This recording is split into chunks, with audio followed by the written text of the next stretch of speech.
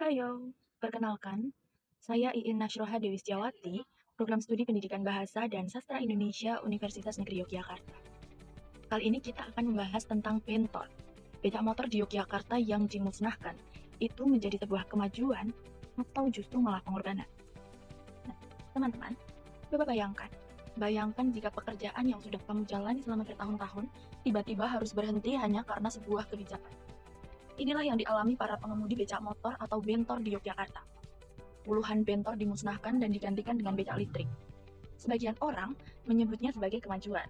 Namun, bagi sebagian lainnya ini adalah ancaman bagi mata pencaharian rakyat kecil. Lalu, apa yang sebenarnya terjadi?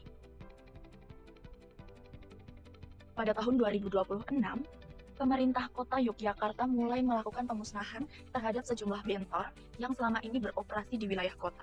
Kebijakan ini merupakan bagian dari penataan transportasi sebagai upaya mendorong kendaraan yang lebih ramah lingkungan.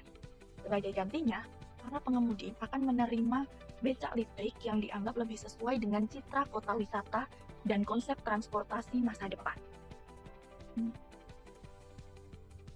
Namun persoalan ini tidak sesederhana menggantikan kendaraan lama dengan kendaraan yang baru.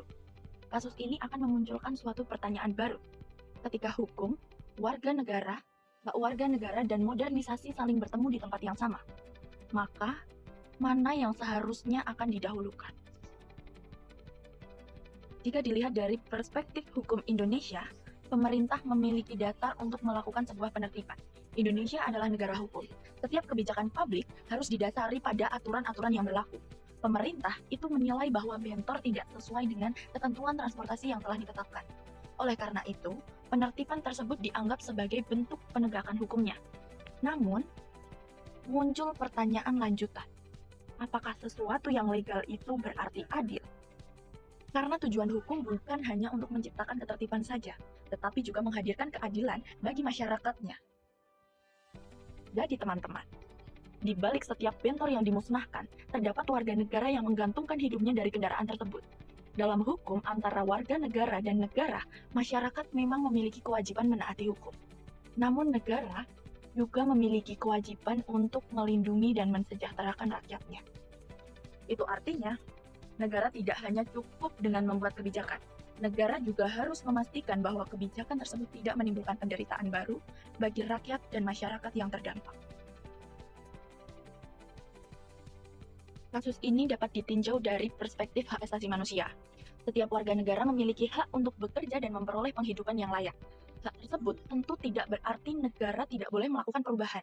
Namun, negara wajib memastikan bahwa setiap perubahan yang dilakukan tetap menghormati hak-hak masyarakatnya. Karena itu, pergantian bentor dengan becak listrik menjadi hal yang penting untuk dikaji. Apakah alternatif ini benar-benar mampu menjaga kesejahteraan para pengemudinya? Jika iya, maka kebijakan ini dapat menjadi contoh harmonisasi antara hukum dan hak asasi manusia. Di sisi lain, kebijakan ini tidak dapat dilepaskan dari pengaruh globalisasi. Berbagai kota di dunia sudah mulai beralih ke transportasi yang lebih ramah lingkungan. Kendaraan listrik itu menjadi simbol modernisasi dan kemajuan teknologinya. Dan Yogyakarta pun berupaya untuk mengikuti arus perubahan tersebut. Namun globalisasi selalu memiliki dua sisi. Di sisi lain, itu akan membawa kemajuan. Namun sisi lainnya akan menuntut masyarakat untuk bisa beradaptasi dengan tepat. Dan tantangannya adalah, kita harus memastikan tidak ada kelompok masyarakat yang tertinggal dalam proses perubahan itu. Kasus bentor di Yogyakarta menunjukkan bahwa pembangunan tidak pernah sekedar mengenai teknologi. Di balik sebuah kebijakan, terdapat pertimbangan hukum, hak warga negara, dan tuntutan modernisasi. Masyarakat perlu menegakkan aturan demi kepentingan bersama. Namun pada saat yang sama, negara juga harus melindungi masyarakat yang terdampak.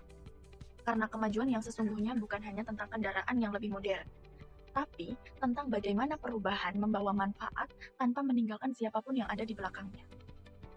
Menurut kalian, apakah pemusnahan bentor di Yogyakarta itu adalah langkah baik menuju masa depan yang lebih cerah? Atau justru malah sebaliknya? Bagaimana menurut kalian?